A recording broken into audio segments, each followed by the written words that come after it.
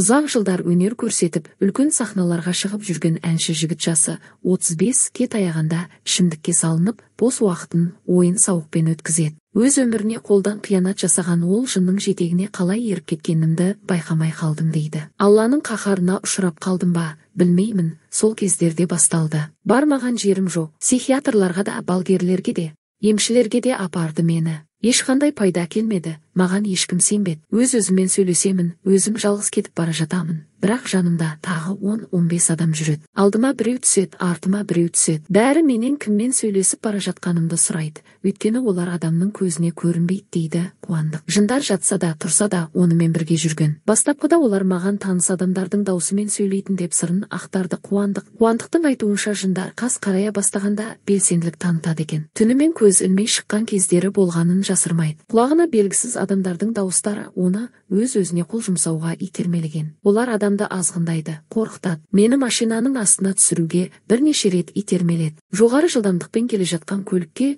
жолға қарай итеріп жіберіп, өздері күліп тұратын. Ондай машина көп жүретін жерлерден қорқатын болдым дейді ол.